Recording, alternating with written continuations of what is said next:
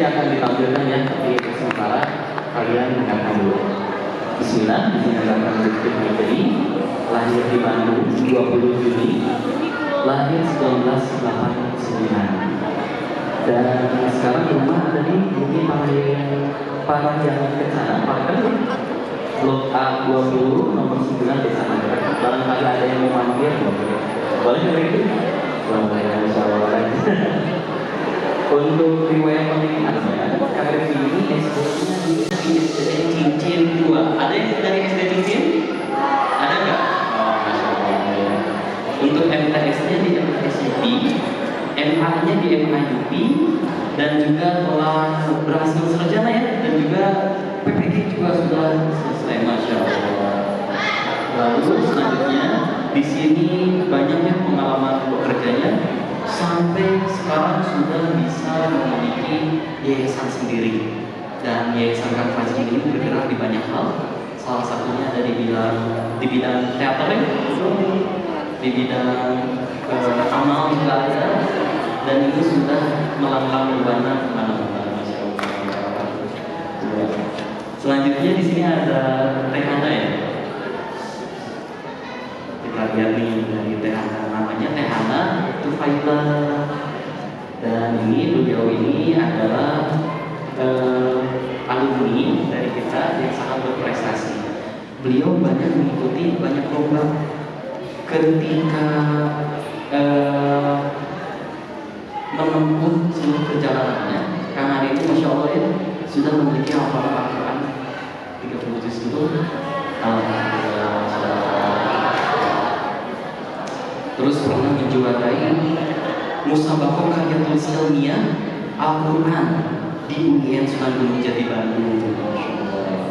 Terus juga pernah submit artikel jurnal, lalu menjadi mahasiswa berprestasi kategori kelompok nasional, juara 2 lomba karya tulis ilmiah Syariah Quran Competition, juara 1 lomba karya tulis ilmiah, lulusan terbaik dengan nilai akademik tertinggi pertama di SMA DTBS Putri.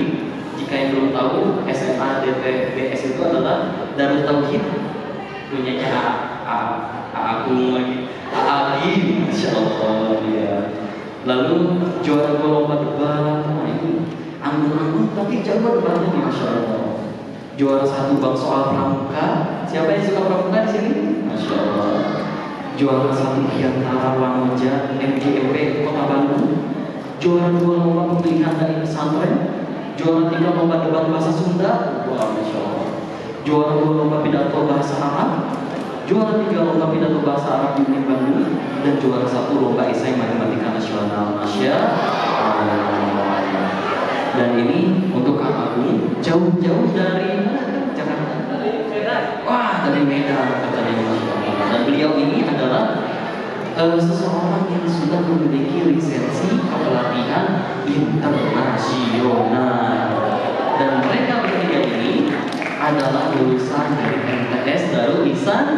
Masya Allah. Dulu juga pernah duduk seperti ini kan Teh? Pernah duduk di antara kalian seperti ini. Oh iya, sedikit melupakan dan beliau Kak Agung ini tujuan yang pertamanya itu ada Uzbekistan, betul? Negara selanjutnya Uzbekistan. Oh, negara selanjutnya, masya Allah. Boleh Kang Teteh dipilih mainnya?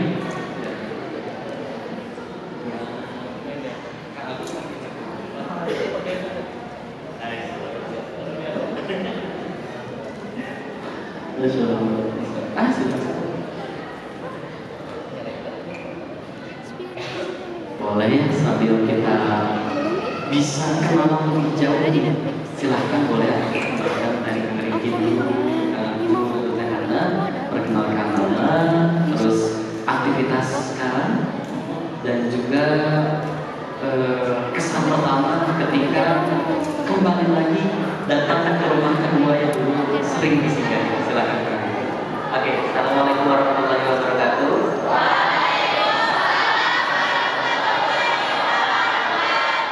Perkenalkan, nama saya Rizky. Kalau kegiatan sebetulnya dua, yang satu mengajar, yang keduanya mempersiapkan event-event dari Yayasan Pancasila Utama.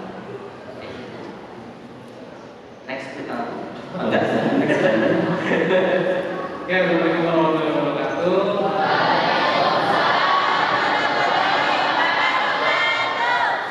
Bisa bahasa Sunda semuanya? Kedengar sudah jadi Satu aja ya, satu aja ya. Saya baru belajar. Kan agak susah berbahasa. Jadi saya Agung Ramadan, nama saya Agung Ramadan. Saya pekerjaan saya sekarang coach itu pelatih. Mungkin agak ada di kalian, tapi ya nanti saya ceritakan. Saya lulusan asli Sanawiyah Lubis sama Aliyah ini rumah saya. Makanya kemarin saya telepon saya wajib hadir buat adik-adik biar ada yang meluruskan cita-cita. Iya, terus lebih dari itu. Bahkan lagi sakit pun juga maksain. Jauh-jauh untuk bertemu kalian semua. Iya. Silakan Mbak. Baik, bismillahirrahmanirrahim. Assalamualaikum warahmatullahi wabarakatuh.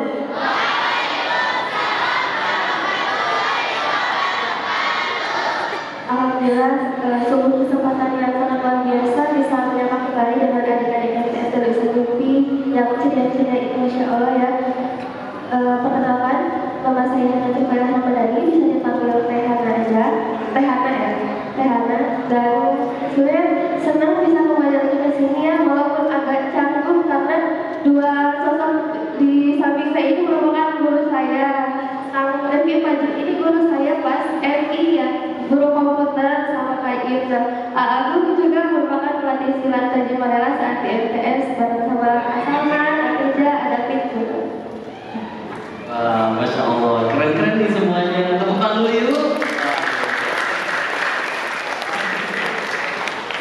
Sebelum kita coba cek nanti tips-tipsnya gimana, rahasia perjalanannya gimana, coba yuk kita tanyain dulu masa lalu selama di MTS itu mereka murid yang seperti apa sih? Apakah murid yang senantiasa duduk paling depan atau yang biasa duduk paling aktif atau paling belakang atau gimana, kita perlu tahu nih. Dan juga kita juga perlu tahu dulu pengalaman yang paling seru itu apa sih, yang paling memorable bersama gurunya. Mungkin boleh silakan dari kamu atau dari saya? Dari kamu, silakan. Oke, terima kasih. Apa ya? Saya dulu di MTS itu Yupi ya. Yang saya ingat sampai dengan sekarang itu cuma ke anak. Kalau Kenapa Anda kenal? yang lain itu bukan kayak gitu. Saya ingat saya sama Pak Didi, sama Pak Hendra, terus sama almarhum yang sekarang adanya Pak Kurnia, dulu Pak Agus ada namanya guru bahasa Inggris. Saya sekolah nggak terlalu rajin. Saya cuma ini mohon maaf, jangan ditiru ya, jangan ditiru. Saya suka berkelahi, orangnya suka berantem, sama Pak Agus itu. Jadi linear dengan profesi saya sekarang. Dulu pas pertama ada silat di sini tuh saya angkatan pertama. Jadi saya senang kalau ada silat. Jadi yang dulunya cuma berlatih di jalan, sekarang saya bisa ke gelanggang, gitu kan, juga prestasinya di gelanggang. Itu yang saya ingat. Saya bukan siswa yang duduk di depan. Saya siswa yang duduk di belakang, tapi cita-cita saya harus lebih dari yang duduk di depan. Bagi teman-teman semua yang di sini merasa nanti saya nggak punya prestasi, aduh saya nggak punya hal yang bisa dibanggakan, jangan khawatir. Setiap manusia memiliki kemampuan yang telah Allah berikan. Fokus di yang kemampuan yang kita miliki, insya Allah pasti berhasil. Betul begitu kan? Betul. Boleh sekarang mulai dari kamu dulu. Oke, kalau saya pribadi mungkin hampir mirip, cuman kalau Kang Agung suka berkelahi ya, saya sama, bukan akademik, saya juga secara akademiknya kurang. Hanya kalau saya dulu memiliki hobi, dibangkitkan minat dan bakatnya itu oleh kakaknya Pak Kurnia, ya.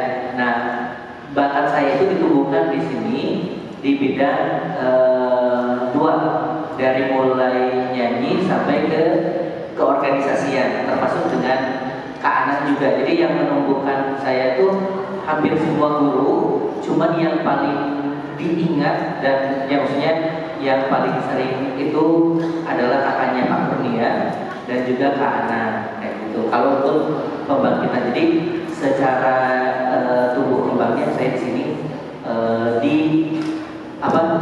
Di sini. Bahkan di sini. Jadi apa namanya, akademiknya kurang bagus, tapi mengejar juga kekurangan, menutupi kekurangannya dengan kelebihan yang ada kayak gitu.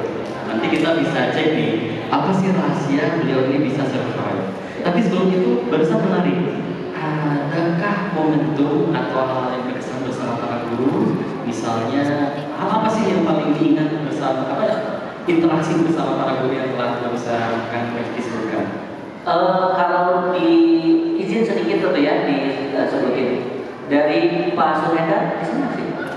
Pak Suhendra, berarti Pak Suhendra mengenalkan saya keyboard shortcut ya. Kalau dulu itu memang belum ada mouse, jadi kita itu harus jago shortcut, jadi Ctrl E dan sebagainya. Termasuk beliau itu yang suruh kabur, karena memang disketnya besar itu. Jadi kesan pertama dengan Pak Suhendra itu adalah disket yang besar. Kalian nggak tahu disket ya? Tipis. Terus yang dengan Kak Anan yang paling berkesannya, saya dikasih uang 15.000 untuk beli satu dus minuman, dan saya harus jualan di kabupaten, dan entrepreneur saya tumbuh di sana gitu. Terus kalau dengan kakaknya Pak Kurniawan, saya belajar nyanyi sampai bismillah Allah menghendaki saya punya single yang bisa diputar di radio, dan juga banyak yang suka terhadap lagu itu, dan itu memang tumbuh kembangnya di sini. Terus juga dengan Pak Nurdin, Pak Nurdin kan? Oh Pak, yang dari Soreang ya. Nah itu dulu akidah anak ya. Nah, ya, tapi di situ belajar tentang fikih dan sebagainya. Terus juga kalau dengan Pak Haji Didin, karena di sebelah sana ada ruangan dulu namanya base camp. Saya juniornya Kang Odang. Ustadz Odang itu adalah senior saya, di mana dulu saya suka nginep di base campnya beliau. Jadi ceramahnya Pak Haji Didin itu bisa terdengar dengan baik karena sangat lurus banget dari masjid ini. Nah, Masih ingat nggak Kang isi ceramahnya apa ya? Adakah yang terngiang-ngiang atau bagaimana? kalau dengan Ustadz ini yang paling itunya adalah tentang tauhid aja. Kalau dengan Ustadz Nurdin itu tentang mungkin fikih akidah akadnya kayak gitu. Itu yang jadi pertama. Dan masih banyak sih sebetulnya kalau disebutin mah, ya kayak Bu Lilis Dini ya. Itu Bu Lilis, kenal Bu Lilis? guru baru yang dimana kitanya pas di kelas 2 ketemunya ya. Lupa. Kayak ini mah, jujur, kalau saya belajar nakal tuh, maaf banget, saya belajar dari beliau. Gak kena benar, dia sebetulnya baik hatinya mah. Hanya mungkin pada Saya mah ingat Pak Didi cuma bahasa Arab segala. Tapi baik kok ya. Memang bahasa Arabnya memang bahasa Arab sama emang. Oh dulu pas bapaknya almarhum apa? Cuma sekolah itu masih Pak Haji Juro almarhum gitu kan. Saya Pak Haji itu sangat disiplin. Kalau orang anak-anak dulu bilangnya galak, tapi kalau saya mengartikan sekarang disiplinnya ya. disiplin dan cerdas berbeda cara gitu. Insyaallah. Next nih kita coba cek dari Teh Hana. Teh Hana, ada nggak nih pengalaman dulu yang berkesan selama di sini, termasuk hubungan atau relasi dengan guru, adakah yang teringat mungkin silakan. Baik, izin kalau bicara tentang nostalgia di sini saya banyak sekali ya, walau 3 tahun itu kenangannya terukir banyak, apalagi nostalgia mengenai ya masalah di sekolah. Jadi kalau saya tuh kebalikannya aku nih, kalau aku suka paling belakang, saya suka paling depan. Paling depan kan nempel banget sama punya guru, tahu lah ya. Tapi nggak jadi dulu. Jadi waktu awal 2014 saya masuk ke sini, sebenarnya saya waktu itu dalam kondisi saya baru ditinggalkan oleh ayah saya tercinta. Kemudian kondisi finansial keluarga saya itu jauh dari kata cukup. Kemudian saya disekolahkan di sini, dan pas masuk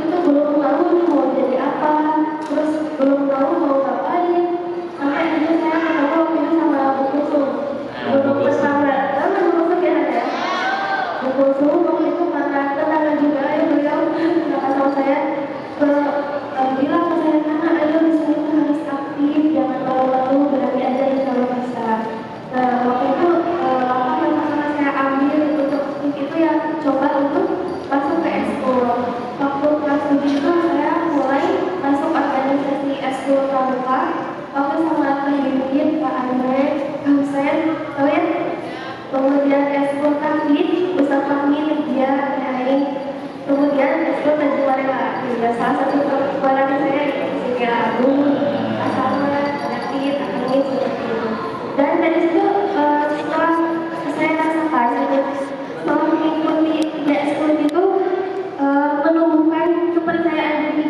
Jadi kan beda ya kalau di kelas ketemunya sama orang-orang itu aja ya kayak orang-orang itu aja, tapi kalau di ekskul kita bisa ketemu sama kakak tingkat, bisa ketemu sama anak sekolah lain bahkan, jadi kita bisa dapat pengalaman dari situ. Masya Allah, ada nggak nih momen yang paling Tehana ingat? Mungkin ada nasihat yang terdengar dari guru-guru di sini, atau ada hubungan yang erat dengan misalnya Kulsum, apa nih yang paling teringat yang bisa di-share kepada teman-teman? Kalau buku tuh waktu itu ngajarin ke saya itu jadilah orang yang tidak membatasi diri ya. Jadi waktu pas kelas 8 ikut Olimpiade PRI, saya harus hafal semua pelajaran Indra, Al-Quran, semua yang harus hafal, bahkan sampai harus bisa azan. Walaupun saya waktu itu alhamdulillah saya lolos pas kecamatan dan pas ke kabupatennya saya akan langsung nih tariknya sama Pak Haji Didi sama Bu Yatinya langsung ke Ciparai karena waktu itu kan belum ada untuk kendaraan ke sana, dan alhamdulillah difasilitasi. Kemudian belajar awal tumbuh motivasi akademik itu pas kelas 8. Waktu itu ada almarhum Bu Noris yang kajian TPS. Nah beliau semoga Allah menghormati beliau, jadi mengatakan bahwa kunci pelajaran TPS itu menghafal. Jadi kan kayak kenapa harus dihafal gitu kan ya, apalagi mungkin momen karena waktu itu banyak banget pelajaran yang hafal. Tapi ketika teman-teman yang lain mengeluh itu saya coba untuk menghafal gitu, ikutin kata kunci dari durasi itu IPS. Jadi setelah dibiasakan untuk menghafal gitu, jadi mungkin saya menemukan salah satu kelebihan saya di situ di menghafal, dan bahkan ketika ada ujian hafalan dan disuruh maju ke depan, saya bisa mengatakan sesuai dengan yang ada di teks itu. Bahkan sampai waktu itu Pak Sus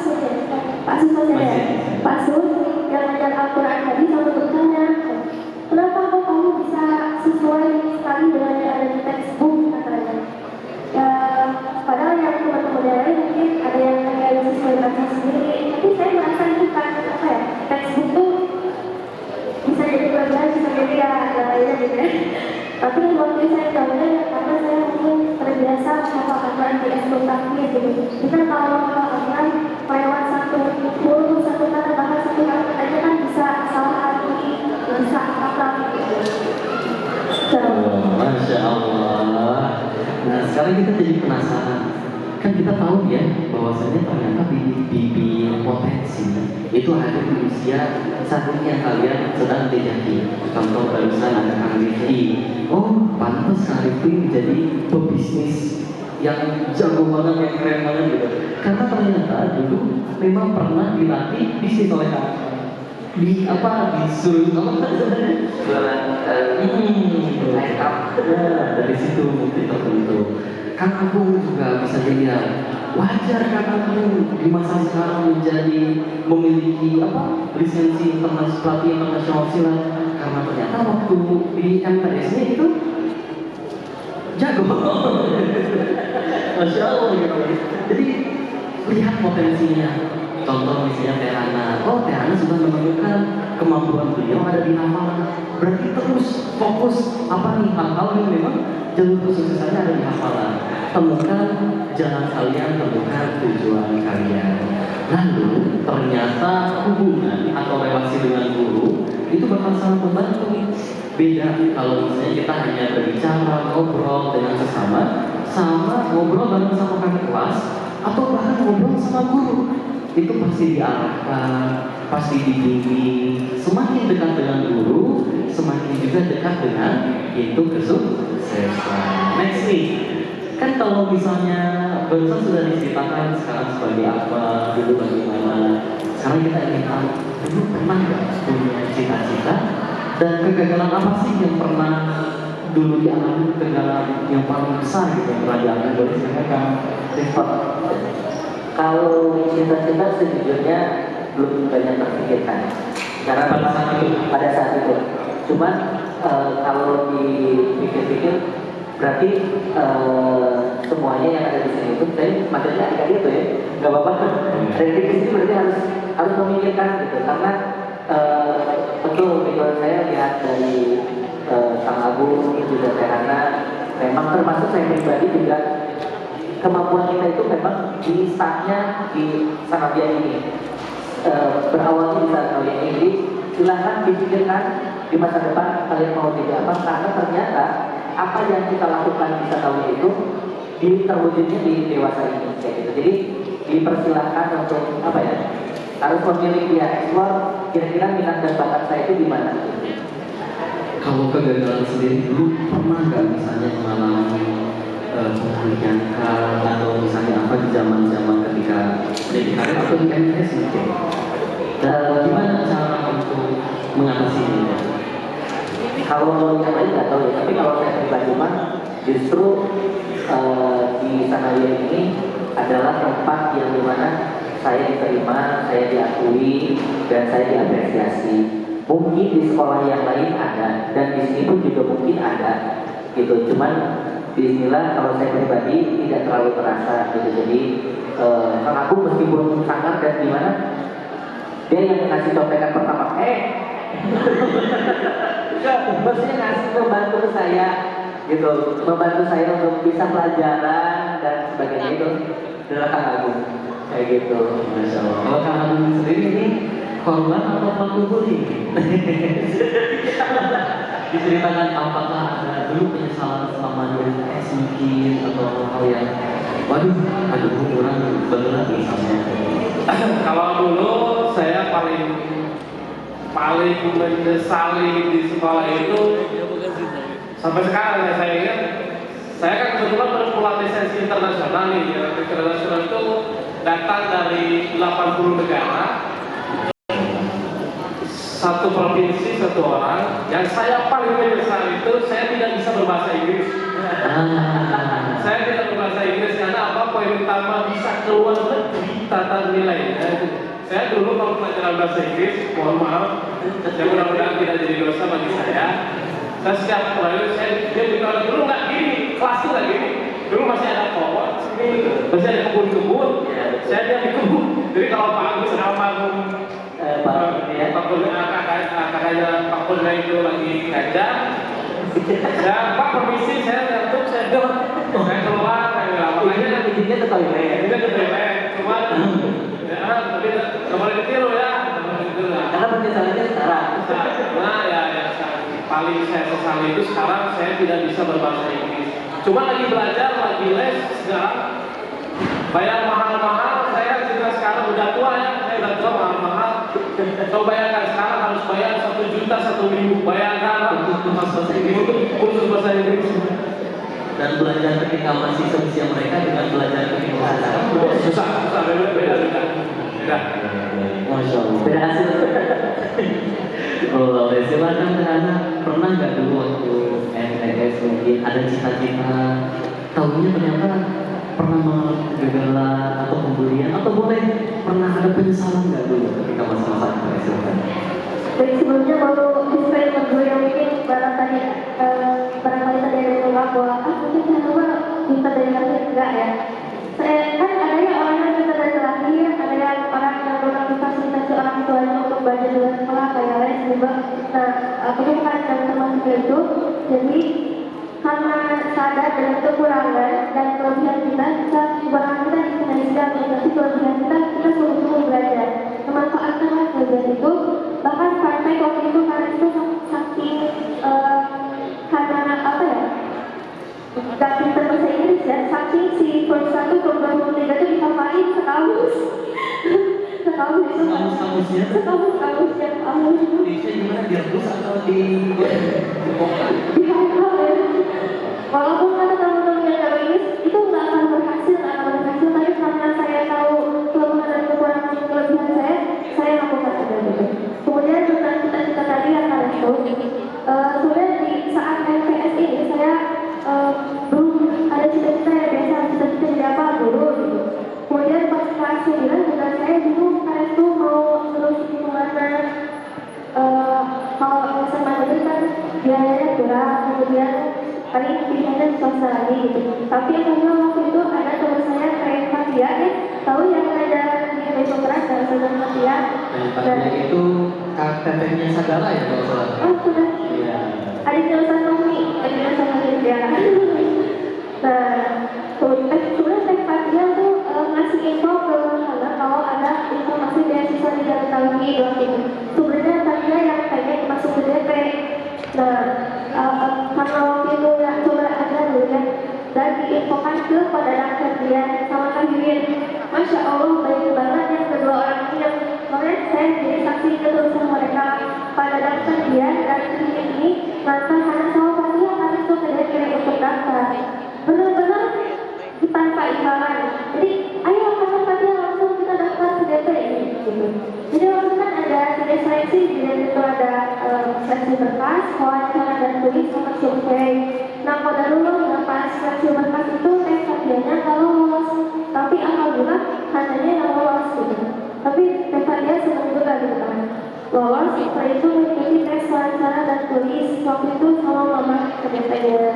Itu lumayan rumit.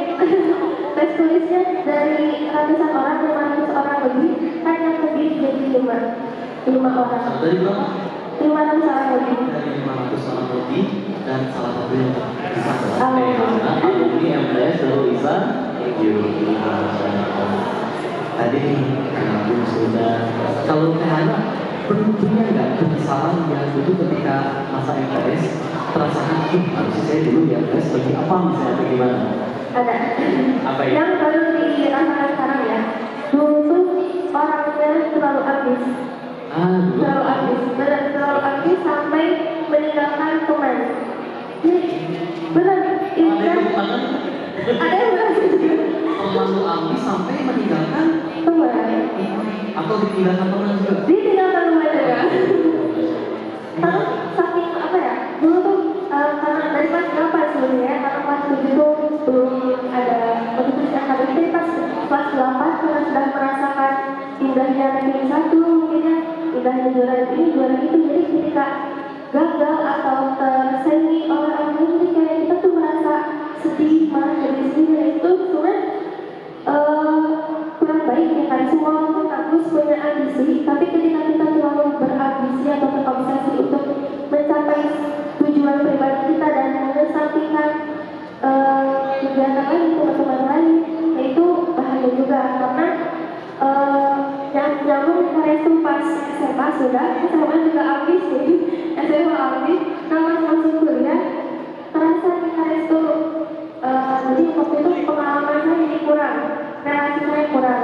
Walaupun prestasi banyak nih kayak yang disebutkan, tapi waktu itu pengalaman kurang. Kemudian pas di waktu masuk UPI jalur SNMPTN ya, jalur undangan, tapi masuknya pendidikan ekonomi. Dulu tuh saya pengennya bahasa Arab juga. Ada teman-teman ekonomi dan waktu itu nggak daftar ke IP, jadi saya dapat UKT golongan 3 yang lumayan besar. Semester 1 alhamdulillah lancar tuh, dapat keringanan dari kampus. Pas semester 2 nggak dapat, jadi kayak berat gitu.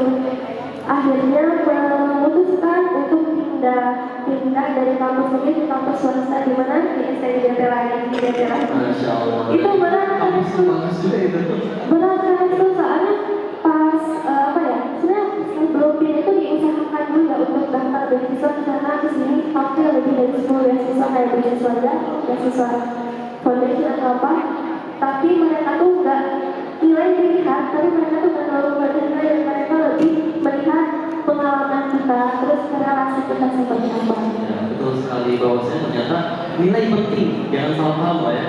Nilai itu penting, tapi memang untuk mengasah kemampuan, mengasah potensi itu jauh lebih penting, terutama ketika nanti sudah selesai sekolah. Betul ya seperti itu, Masya Allah. Gini, punya nggak dulu penyesalan mungkin yang dulu teringat, aduh ya beres, aduh apa gitu? Kalau buat saya pribadi sih menyesalnya pasti banyak, cuman yang paling fokus itu tadi ketrigger sama Kang Agung. Jadi memang betul nilai penting, terus juga tapi juga apa ya, maksudnya pertemanan juga penting juga gitu. Bahkan saya pribadi yang disesalinya adalah hampir sama dengan Kang Agung, yaitu saya saat ini harus belajar jadi dua hal, yang dimana yang pertamanya itu pelajaran-pelajaran yang disampaikan oleh guru saat ini. Karena saat dimana saya melewatkan pelajaran sanawiyah ini, saat dimana pelajaran itu harus saya gunakan di masa depan, yang maksudnya di saat ini. Nah, ternyata saya menyesalinya jadi harus dua kali harus berpikir banget. Contohnya pelajaran apa nih? Kalau Agung kan bahasa Inggris gitu, terus juga kalau saya pribadi kan dari tentang pelajaran bahasa Indonesia, matematika, fisika dan sebagainya. Karena kan kalau kepada Allahnya saya sebagai pengajar lah gitu ya di satu sekolah. Nah itu pas kuliah saya harus belajar jadi dua kali lipat. Ya kan, betul. Jadi dua kali lipat. Pertama saya harus belajar dari dasar. Yang seharusnya, ya belajar ulang. Yang seharusnya itu nggak usah diulang. Karena kan udah pelajarannya waktu di sanawiyah, waktu di aliyah, harusnya. Cuman yang itu terlalu menikmati permainan dengan teman dan sebagainya. Jadi yang disesali buat saya pribadi ya mungkin mengejar pelajaran yang dipahamkan, bukan sebatas nilai angka gitu ya. Memang betul nilai angka itu tetap sangat penting gitu ya. Tetapi yang lebih pentingnya itu lagi buat saya pribadi yang saya sekali adalah proses yang saya tidak lewati gitu. Jadi saya menyesali tidak mengikuti proses belajar dengan baik, itu yang saya kayak gitu. Dan untuk teman-teman semua jadi pelajaran bahwa kesuksesan atau hasil survive dari Kang Rifki, Kang Agung, Teh Hana itu nggak ada yang mulus, nggak ada yang mulus. Makanya sekarang kita coba cek nih, pernah nggak mengalami kegagalan dan gimana cara mengatasi masa-masa terburuk kita? Nah, boleh deh kita. Boleh sedikit yang ingin saya tekankan. Jadi kalau seandainya adik-adik belajar di kelas dengan baik, pelajaran dengan baik, kesuksesannya akan lebih cepat dibanding kita. Ya, karena apa? Kita bisa terhambat itu karena yaitu dulu belajar di sanawiyahnya dilewati lah proses belajarnya. Sekolah ya sekolah, sekolah ya sekolah, tetapi ya proses belajarnya yang dilewati.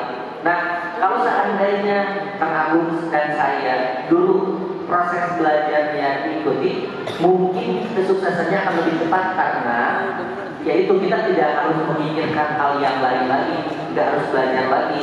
Jadi yang seharusnya kita pelajari tentang teknis dengan strategis, ini harus belajar tentang basic gitu. Nah itu diusahakan adik-adik proses belajarnya ikuti, pelajarannya ikuti, karena itu juga akan mengasah problem solvingnya kita kayak gitu. Masya Allah, boleh dari Kang Agung gimana? Ya. Kalau saya coba kali ini tolong ya saya perhatikan sebentar aja. Saya bilang saya pernah bandel kayak kalian, tapi tidak sekitar kalian kan. Saya waktu sanawiyah, saya pernah bandel kayak kalian, tapi tidak sekitar kalian. Kalian jelas karena metodologi sudah lebih maju sekarang. Cuma waktu saya sanawiyah di sini, karena saya merasa saya tidak pintar di akademik, cita-cita saya tinggi. Terus terang saya walaupun anak kampung, kita bukan anak singkong, cita-cita saya tinggi. Saya pengen keliling dunia tanpa beban dunia. Saya pernah katakan ke Rifki, suatu saat saya bakal keliling dunia. Itu benar aja. Alhamdulillah. Saya alhamdulillah dari Sabang sampai Merauke, mungkin alhamdulillah udah semua. Dari mulai Aceh Sudah keliling Indonesia. Saya Masya Allah. mungkin kalau rezekinya ucapan saya dulu waktu kayak kalian Beneran. ya, saya waktu seumur kalian kalian saya bilang, suatu saat saya bakal keliling dunia. Mudah-mudahan di Januari atau Februari ketika saya ucapkan itu waktu seumur kalian, mudah-mudahan tahun depan bisa terjadi. Aplausos dulu ya, boleh silakan wih. Keren. Betul gitu. Kelasnya masih ada. Dan saya dulu mikirnya ini mah rencana aja gitu. Cuma ternyata betul tuh istilah Allah mengabulkannya saat ini gitu. Sebenarnya Dari itu teman-teman, betapa dahsyatnya negara kita di usia kalian sudah tahu tujuannya kemana, sudah tahu potensinya di mana. Tinggal fokus, asah, gak usah peduli guys, maksudnya tetap harus mengikuti pelajaran dengan baik, tetap harus meraih pencapaian nilai dengan sesuai KKN personal yang ada. Tapi betul, memiliki tujuan dan juga asah terus kemampuan yang kita miliki, insya Allah bisa sehebat akang-akang ini, masya Allah. Sekarang nih kita dari THB nih, pernah nggak sih mengalami suatu kegagalan? Terus gimana nih cara bisa survive atau cara bisa bangkit dari kegagalan tersebut? Silakan. Baik, istilahnya berkaca dari kejadian yang tadi ya, dari saya pindah dari UPI ke STDT itu, menurut saya itu titik terendah dalam hidup saya yang menyadarkan diri saya. Jadi karena itu yang tadi sudah terlalu ambis tadi. Jadi waktu itu pas di STIDT itu saya pindah dari jurusan pendidikan ekonomi ke komunikasi penyiaran Islam. Karena waktu itu saya juga sempat culture shock ya. Jadi kalau waktu itu tuh pribadinya tuh kayak straight habis. Jadi kalau lihat orang yang bangun, yang bagus gitu. Kadang gak mau berteman sama yang bangun tuh. Kadang jauhin karena gak mau ke bawah-bawah gitu dulu. Tapi semenjak yang kejadian itu, jadi kayak berpikir, oh mungkin jadi gak langsung ngejudge orang yang bangun gitu ya. Tapi mungkin mereka sedang mengalami suatu cobaan yang berat dan mencoba untuk lebih memahami dan merangkul setelah itu. Kemudian cara menghadapinya bagaimana? Karena waktu itu sempat down dan itu karena kan buru-buru menyayangkan gitu ya. Kenapa pindah? Kenapa ini? Kenapa itu? Terus teman-teman juga yang lain pada kayak mencoba istilahnya.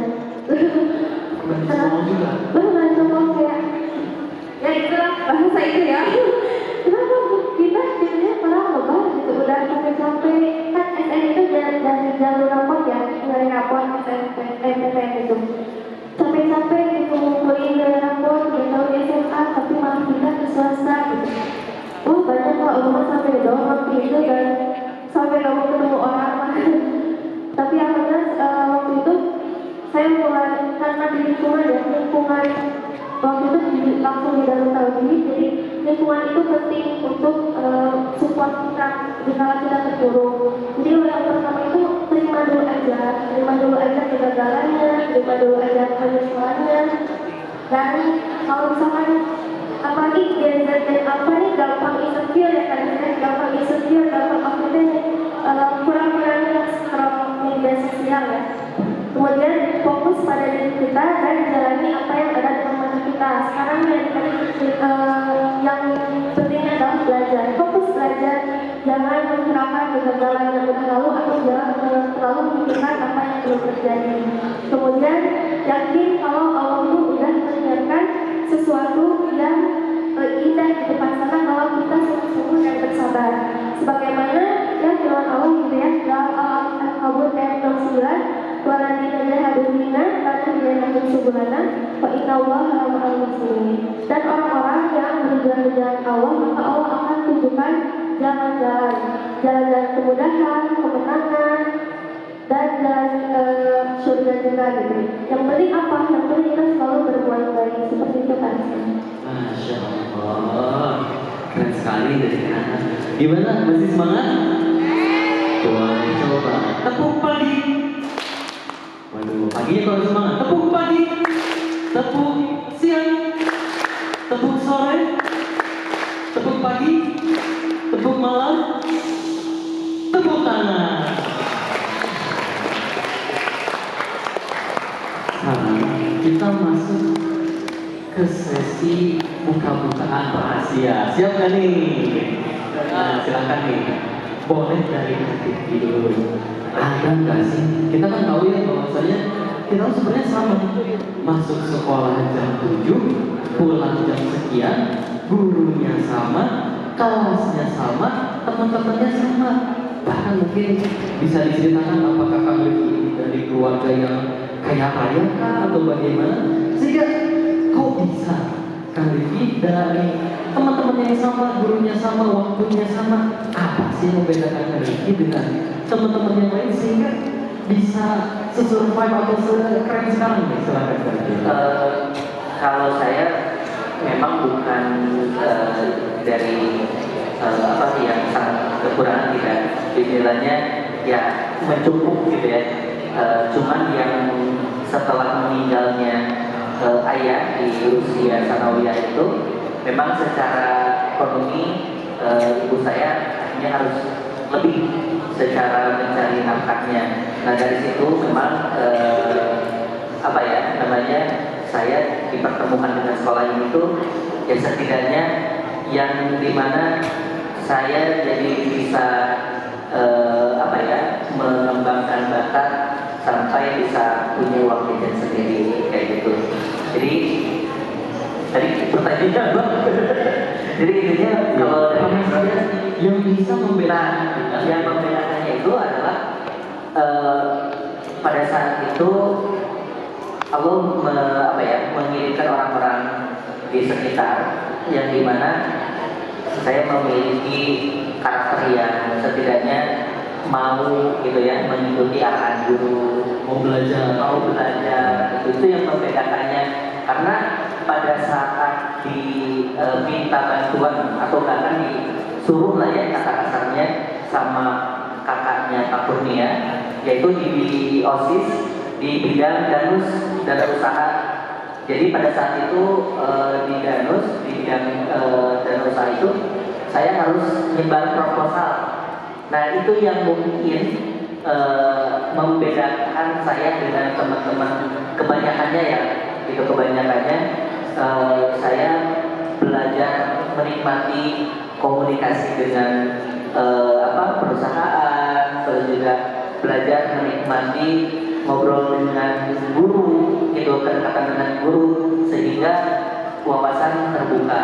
Nah, itu salah satu contoh cara komunikasi misalnya ke guru atau ke sesuatu hal yang mungkin profitable. Gimana coba Kang? Bisa di-share ke teman-teman? Kalau yang saya rasa adalah sikap kita itu cara pendekatannya gitu. Iya, jadi cara komunikasinya ada yang paling itu, karena setelahnya di sini, karena kan ada pengajiannya juga di sini kan sekolahnya agama gitu, jadi setidaknya cara ngobrol dengan guru itu berarti adabnya, terus juga memposisikan bahwa kita itu adalah anak yang siap menerima informasi yang bermanfaat untuk kita kayak gitu. Maka pada saat itu yang membedakannya adalah kan ada yang termasuk beliau juga yang gak mau masuk OSIS padahal teman dekat gitu ya, pertama masuk itu teman dekat. Cuman kalau Kang Agung lebih fokusnya ke Taji Malela di mana kan gurunya di luar gitu. Kalau saya pribadi akhirnya masuk OSIS dan pramuka karena itu mungkin yang Kang Agung ke bidang olahraga, kalau saya ke event organizer dan pendidikan itu, yang karena mungkin kalau saya pribadi memposisikannya dekat dengan guru gitu, akhirnya memposisikan saya adalah anak yang harus memiliki adab, terus juga siap menerima ilmu. Itu yang membuat saya pribadi dari sini bisa sampai ke dari sekolah sampai ke gitu. Masya Allah. Jadi memang perlu kita memposisikan diri bersama guru, ya, siap menerima masukan, siap menerima arahan bimbingan. Betul. Masya Allah. Boleh dari Kang Agung sendiri gimana? Apa ini?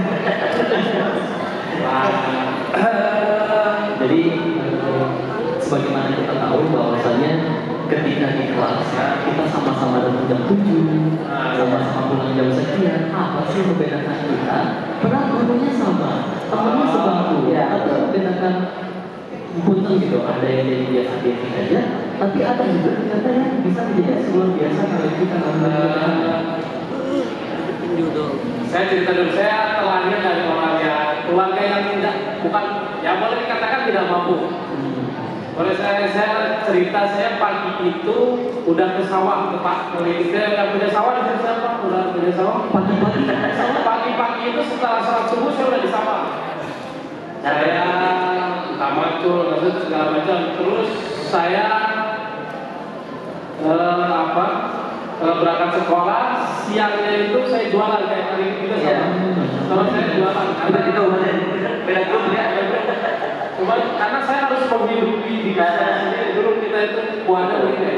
Terus alhamdulillahnya saya orang yang tak tahu malu, bukan gak tahu malu ya, gak punya berani itu. Saya cuma modal saya, tips saya itu bisa sampai saat ini itu cuma bertanya. Mau bertanya.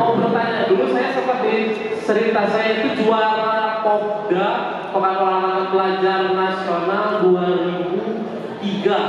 Masya Allah. Di sini saya diminta masuk, sudah daftar pesantren dulu ya.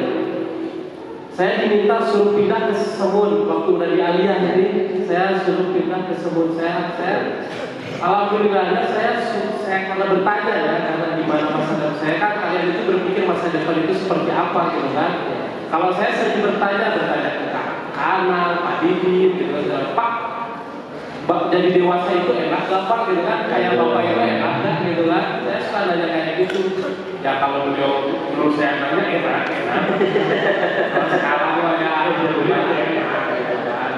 Cuma modal saya gitu kan, saya tidak pernah berpikir saya dari keluarga yang tidak mampu. Saya tidak pernah berpikir itu. Saya cuma berpikir kelebihan saya. Kelebihan saya apa? Kelebihan saya cuma bertanya, gitu kan? Bukan bertarung. Ya, itu juga. Ya, gitulah. Kalau saya masih ingat, kalau kalian harus pintar nih jadi anak-anaknya harus tahu sesuatu. Dulu suka ada guru yang kasih PR tuh. Ini tips kalian buat ini ya. Kalau dulu yang paling pintar memeriksa kerjaan PR itu Pak Didi, saya masih ingat. Saya tahu Pak Didi itu paling teliti. Ya. Paling teliti. Pak Didi itu bisa pegang buku itu, ini akan baru dikerjakan di barisan. Pak Didi itu tahu kayak gitu. Yang lain-lainnya kayak Itu bukan pekerjaan rumah, tapi kerjaan di sekolah. Ya, makanya kalian itu kalau ada guru-guru seperti itu, kalau ada sosok-sosok yang sekolah seperti itu, tipsnya biar nanti gede bisa melebihi kita ya, itu bertanya tentang pengalaman mereka. Kak itu mungkin di sini udah hampir 40 tahun bu. Kalian beda. tadi bicara di belakang sama Kak Ana, yang pernah jadi menteri anggota DPR itu pernah dididik sama Kak Ana. Masa kalian nggak bertanya gitu Kak Ana? murid-muridnya aja yang menteri. Betul. Ada di belakang, ada di Menteri anggota DPR. Iya. Apalagi guru-guru yang lain, wah Masya Allah. Iya. Silahkan dan sendiri gimana?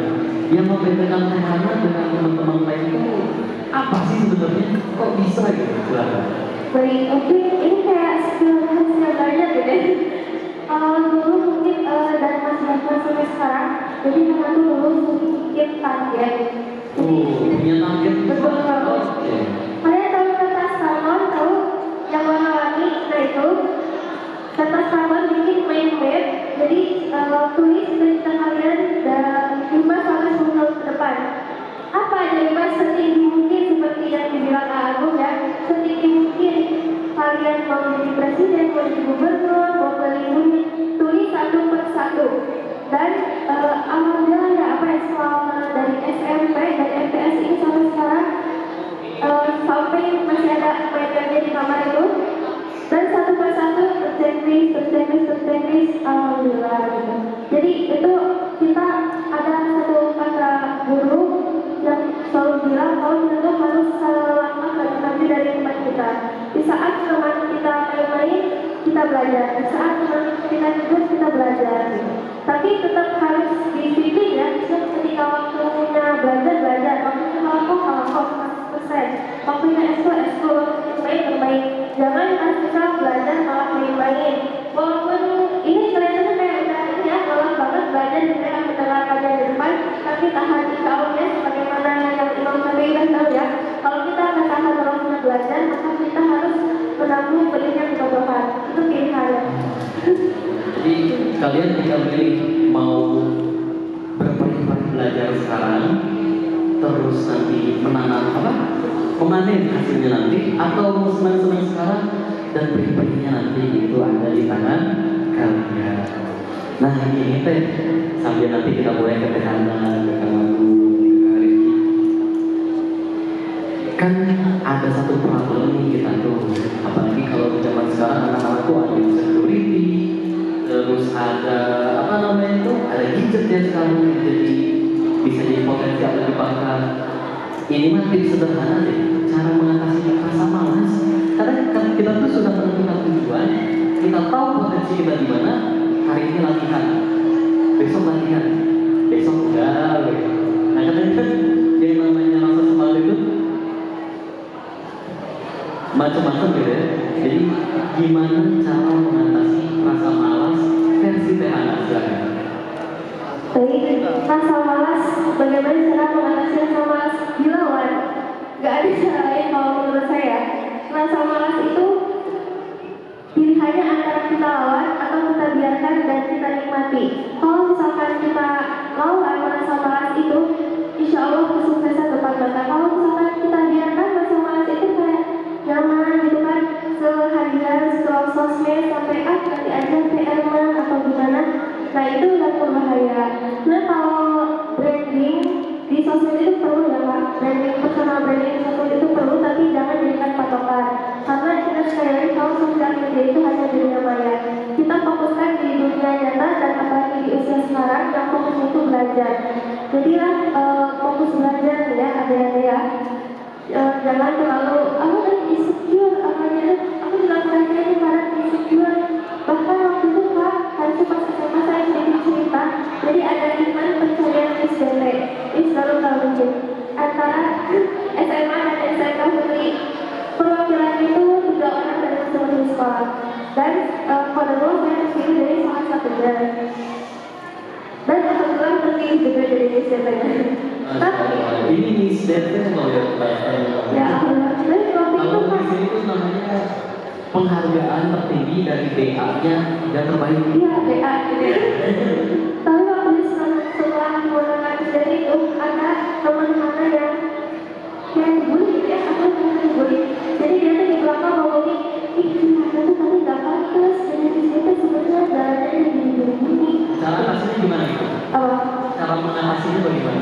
Biarin aja. Oh dia juga gak bentuk kayak kita kan beri-beri kita juga bisa. Biarin aja. Mereka tuh yang status kayak gitu tuh cuma bisa ngomongin di belakang, tapi gak bisa membuktikan kalau dia tuh lebih baik dari kita. Oke, Masya Allah. Dari Kang Agung sendiri nih, tips cara mengatasi permasalahan yang sedang marak saat ini, mengatasi rasa malas. Kebetulan kan saya pelatih ya, pelatih silat, pelatih olahraga juga sebetulnya. Ini mohon maaf saya kasih simulasi dulu. Bukan ya. Ini rata-rata di situ handphone semua ya. Menurut penelitian jurnal terbaru, kalau kalian mau meningkatkan fokus 1 jam atau 2 jam sebelum kalian belajar atau mau bergerak, tinggalkan handphone. Tinggalkan aja. 1 jam sebelum. Saya punya atlet, saya 2 jurnal, saya 2 penelitian, saya analisa yang pegang handphone terus-terusan sama yang tidak pegang handphone itu lebih berkembang yang tidak pegang handphone sama sekali. Tapi ya plus minus ya, ini bisa jadi media baik, Bisa menjadi potensi atau bisa menjadi jebakan gitu kan. Tipsnya biar nggak malas. Kalau saya dulu ya seperti dengan sekarang, saya selalu kosongkan dompet. Saya kosongkan dompet sama kosongkan ilmu. Kalau kalian merasa paling tinggi ilmunya udah tinggi lebih dari orang lain, bakal malas cari ilmunya. Justru orang yang merasa pintar ya. Saya itu bakal malas. Tapi kalau kayak gelas terus diisi kan makin keluar. Tapi saya di otak saya kosong. Ada ilmu apapun saya cari. Sama kosongkan dompet. Kalau biar sekarang dompet saya lihat kosong, kalau saya harus kerja, saya harus cari uang. Oke. Gitu saya. sekali. Dari apa nih Kang Rizky ini? Oke, tips mengatasi rasa malas. Kalau saya pribadi sih saat ini berusaha menanggulanginya ingat kepada tanggung jawab gitu, karena kan Tanggung jawab sebagai anak, tanggung jawab oh sebagai iya betul betul. Kalau kemarin tuh seperti misalkan di semester 5 dulu gitu ya, itu sempat pengen berhenti kuliah karena udah memang basicnya bukan akademik gitu ya, terus juga harus kuliah, cuman ingat tanggung jawab saya sebagai anak gitu ya, kepada orang tua. Terus juga saat di momen ini, saat mau bermalas-malasan misalkan menyiapkan apa ya, belum itu semacam kayak panduan dalam wirausaha, itu yang saya ingat adalah tanggung jawab saya kepada tim saya gitu. Itu yang membuat saya ya udahlah ini saya harus paksakan, dan mungkin harus dipaksakan gitu ya. dipaksain kebiasaan aja terus lakukan. Dan mungkin di apa ya, yang ide Kang Agung itu sangat apa ya, saya akan copy hari ini. Tambahannya kalau saya pribadi mungkin yang apalkan doa Allahumma ini a'udzubika minal hammi wal azan, a'udzubika minal jubni wal bukhl, a'udzubika min ghalabati da'i wal qahri rijal. Mudah-mudahan Hafal doanya hafal? yang nanti apa? Ya itu yang memang membuat apa ya, kalau memaksakannya bisa dijalankan gitu, kayak gitu. Masya Allah. Jadi intinya ketika kita menemukan rasa malas, harus lihat tanggung jawab. Ya, aduh, kasihan juga kita punya orang tua, punya adik, ada tanggung jawab kita dan harus dipaksakan. Terus caranya kan kalau kamu bisa lepaskan apa yang menjadi distraksi kita. Kalau distraksinya handphone, berarti handphone yang harus dilepaskan dulu. Kalau distraksinya adalah perasaan misalnya, karena kan ada jebakan kan gitu ya, kita suka sama seseorang, bukannya nambah produktif, malah terjebak gitu dengan hal-hal yang kurang produktif. Kalau Teh Hana barusan ketika kita sedang ada rasa malas, terus gimana kan? Harus dilawan sekuat tenaga. Masya Allah. Sekarang kita coba nih cek dari Kang Agung, Teh Hana. Kan barusan kita menanyakan tips berdasarkan apa yang katanya. Sekarang boleh tuh Kang Riki, hal-hal apa saja sih yang penting diketahui oleh anak-anak kita, teman-teman kita, supaya bisa survive ke depannya, meraih apa yang mereka inginkan, dan juga bermental sang penakluk gitu, bermental baja gitu. Kalau yang bermental bajanya itu nanti Kang Agung yang akan lebih Oke. Kalau saya pribadi, buat adik-adik, mau tidak mau, kita akan hidup sampai masa depan ya. Meskipun ajal itu memang rahasianya Allah. Tapi kalau yang membuat apa ya, harus survive dan sebagainya, buat saya pribadi, jangan terlalu apa ya, bersantai juga, tapi jangan terlalu menggebu-gebu juga. Karena kesuksesan yang saya rasakan itu bukan dari motivasi atau semangat. Justru yang saya rasakan di posisi saat ini yang memang bisa menghantarkan ke titik itu adalah di mana konsisten. Karena kalau rasa semangat saya, tapi nggak tahu nanti Kak Agung sama Teh Hana mungkin punya tips menjaga semangatnya gimana. Kalau yang saya rasakan kan semangat ada naik turun ya. Nah kalau yang saya mah istiqomahkan sesuai yang tadi ada side plan-nya gitu ya.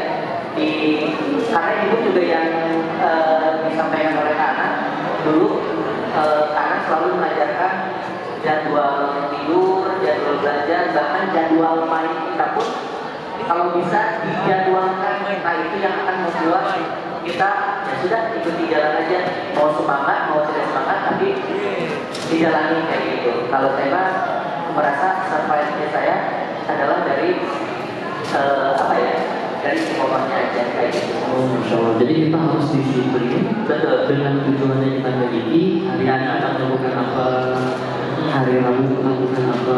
Betul. Meskipun sedikit, tapi konsisten gitu. Iya, Jadi itu. Masya Allah. Baik, silakan dari kalian sendiri gimana nih? Ada nggak hal-hal yang mereka harus tahu nih bahwasanya untuk meraih kesuksesan, survive, apa saja sih yang bisa di-share ke teman-teman semua?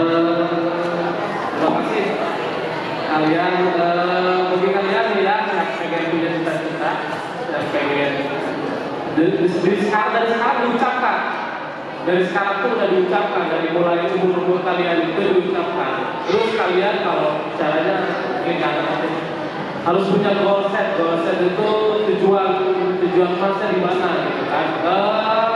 Sederhana ini, kalau kalian mau sukses, kalian mau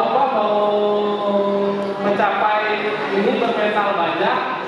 Satu, saya sering dengar kata-kata orang tua dulu ya, saya bilang mungkin panggil dengan keilmuan sekarang. Orang tua dulu sering bilang kayak gini, kita tidak perlu lebih pintar dari orang lain, tapi yang penting kita konsisten. Betul kata kalian. Jadi kalau kalian ucapan kalian mau jadi TNI, mau jadi pengusaha, mau jadi apapun itu, mau jadi entrepreneur, segala macam diucapkan sekarang, dilakukan.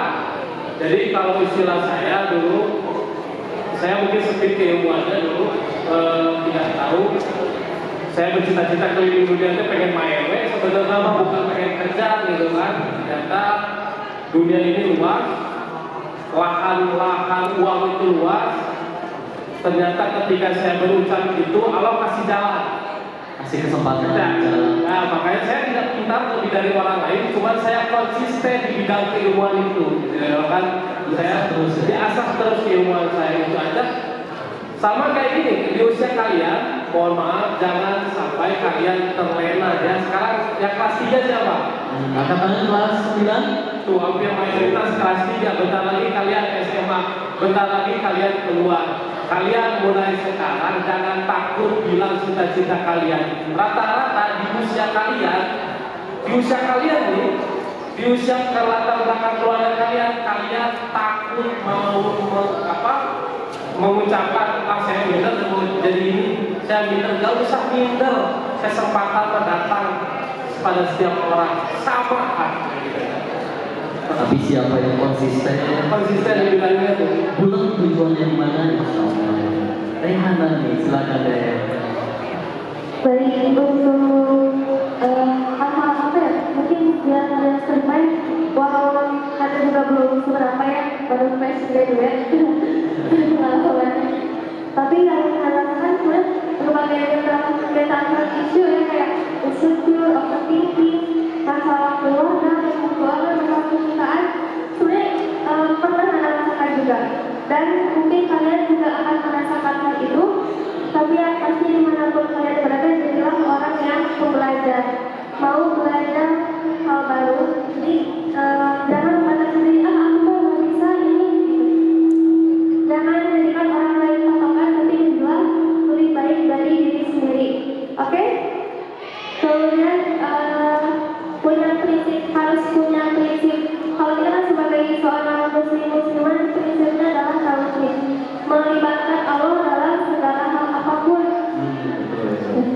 Jadi jangan kita ambil sendiri suatu urusan, karena kita itu manusia yang lemah ya, selalu melibatkan Allah. Ketika nanti kalian merasa kurang mampu di tengah jalan, minta Allah untuk bimbing dan mampukan ya. Kemudian berdoa gitu ya. Ketika diuji, doanya doa ya Hayyu ya Qayyum birahmatika astajib aslih li sya'ni kullah wa la takilni ila nafsi wa ta'ala. Masya Allah, udah gitu ternyata itu bisa sisi ini. Dan saya izin menambahkan bahwasanya kakak juga baru-baru ini membaca bahwasanya hal menarik dari orang-orang yang survive atau yang sukses itu, mereka punya satu kesamaan yang mirip, yaitu berani ambil resiko. Mereka punya salah satu prinsip di mana banyak orang yang takut ambil resiko, padahal kegagalan terbesar adalah ketika mereka takut ambil resiko atau ambil kesempatan. Itu mungkinnya. Sekarang kita mau lihat dulu dari masing-masing foto masa lalu yang telah dijajaki oleh Kang Rifki. Kalau Kang Rifki kan sekelas ya sama Ya, sekelas. ya mudah-mudahan ada. Dan juga Teh Hana. Sampai boleh dijelaskan ya ini foto apa? Silakan.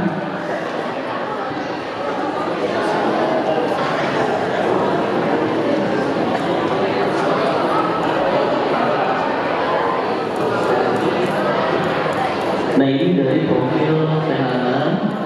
Ini Kang Rifki nih, Masya Allah. Banyak pencapayannya. Dan ini juga tadi zaman kapan ini silakan. Itu bukan banget diambil dari YouTube ya. Itu pas kelas 9 lagi latihan teater. Ada yang tahu di mana ini? Tahu nggak? Di mana? Di Aula. Nah, Dan ini waktu latihan terjemahan di album di sini. Terjemahan sama pramuka. Ada Kamsen, Kak Ana, Bu Wiwit ya. Bu Teh Wiwit juga. Nah itu Bahwa ada ya. pertemuan pertama ya kayak angkatan satu ya, pertemuan pertama. Itu kayak gitu tuh tampilannya. Lagi teateran gitu. Iya ada. Sekarang tuh kalian tuh pertemuan sekarang selalu aku nantikan kenapa coba. Sampai ada project film dari kalian itu yang hebat banget betul kan? Perangkatan masih ada tepuk tangan dulu tuh. Ya, boleh nonton kita ini nggak kalah hebat kalau kalian semua itu.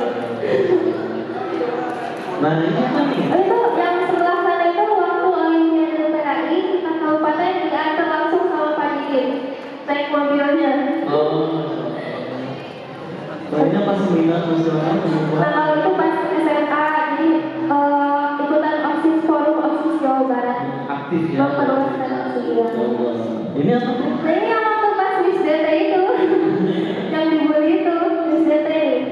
Dan yang dibeli bukan cuma kecantikan tapi apa aja teh?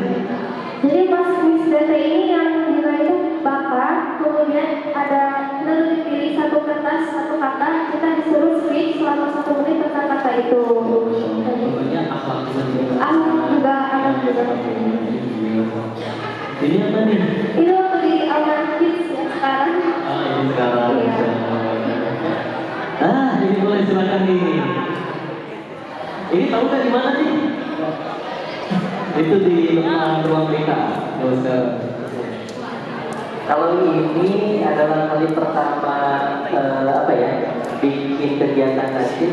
Karena kan dulu nasib itu tumbuhnya di sini. Akhirnya untuk memulai yayasan saya berkembang juga. Akhirnya saya posisikan di sini juga. Nah kalau di antara kalian ada yang pernah mengikuti lomba pasang diri nasib yang apa? Nah, ya, Sebagai orang provinsi nasional, nah ini dia ulang. ya, ini kawannya itu.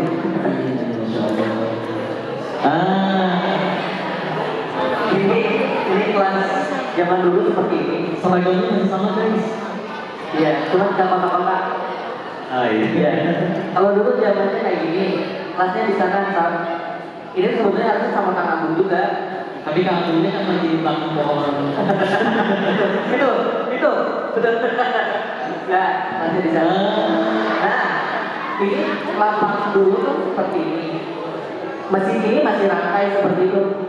Nah ini tuh yang langkah-langkah di situ masih itu. Mesin ini. Nah, saya baru pertama masuk itu di momen ini. Jadi momen sekolahnya masih dirangkai. Nah ini muadaah. Dulunya khutbah wadah tapi versi 0 poin berapa ya? Baik. Jadi ketika apa nih? Ini bikin single lagu. Nah, jadi barusan ada sedikit beliau ini aktif di bidang tarik suara ketika MTS-nya dilatih oleh kakaknya Pak Waktunya. kakaknya Pak Kurnia aktif vokalis juga suka manggung. Ya, awal-awal. Manggung di mana? Udah berapa banyak panggung udah? Nah, kebanyakan itu kalau manggung itu memang dari zaman Sanalia itu. Dari mulai ini itu dari kelas yang sebelah sana. Dulu kan ini sekarang jadi aula kan. Dulu juga udah memang bisa dibuka ya. Yang si atasnya doang, papannya gitu. Dulu mas setengahnya bisa dibuka. Akhirnya kita nyanyi di kelas itu kayak gitu. Itu pertama kali manggung adalah di kelas itu. Masya Allah. Jadi Iya, kalau bisa manggung kenalan buana. iya. Istilahnya itu titiknya adalah dari sini. Gitu.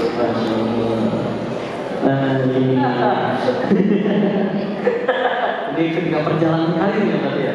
Iya, ini final saat diangkat apa? P3K. Jadi ya ceritanya ASN. Beliau Ceritanya jadi licinnya pengusaha ya PNS ya wah. iya, alhamdulillah. Jadi kalau ada mertua yang banyak teh ini pekerjaannya apa? Ya. PNS lulus. Wih, ada yang kenal ini siapa? Jangan dimirip-miripin sama kakak gitu lah. Oh ini lagi bareng sama Bang Denis ya? Ya, kenal PNS sama Pak Denis? Ini santri Ali juga. Iya, betul. Kalau Denis mah di YouTube-nya nih, karena santri Ali juga versi perjalanan yang lain. Nah, ini karya-karya Kang Rizky, silakan siapa? Gimana? Apa ini kita? Kalau ini event apa ya? Kalian cuma nonton pagelaran ya? Ini cikal bakalnya adalah bikin drama kolosal keajaiban sedekah. Nah ini memang kalau untuk bisa diluluhan, kegiatan pertama kalinya buat saya pribadi adalah ini membuat keajaiban sedekah untuk sekolah SDIT kayak gitu. Masya Allah. Nice. Nah ini adalah pagelaran yang khusus untuk anak SD dan ini pertama kali tercetus idenya. Kalau saya sejujurnya lupa belum menyiapkan, cuma tadi terhidup dari Kang Agung yang mengucapkan di kelas di sebelah sana bahwa saya akan jalan-jalan ke luar negeri. Saya tuh jadi tadi sampai mau nanya itu karena ya betul apa yang kita ucapkan, apa yang kita pikirkan terus menerus, maka undangan hal itu terjadi akan terrealisasi gitu. Gitu jadi saya pikir apa yang kita pikirkan, apa yang kita ucapkan itu mungkin akan terjadi. Itu afirmasi yang bakal terjadi kepada diri kita. Masya Allah. Kita bisa menyimpulkan bahwa pintu kesuksesan tidak hanya untuk satu orang, tidak hanya untuk dua orang, tapi ada banyak dalam kesuksesan. Ada Tehana yang suksesnya diraih dari jalan akademik, ada Kang Agung mungkin yang non akademik, ada juga dari Rizky dari jalur mungkin bisnis, komunikasi dan lain sebagainya.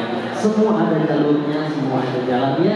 Tinggal kita pilih satu tujuan yang kita punya, manfaatkan kemampuan atau potensi yang Allah berikan. Insya Allah apa yang akan kita tuju nanti akan tercapai. Amin ya Rabbal alamin. Itu saja yang bisa kita sampaikan. Terima kasih sudah hadir di acara Foto depan.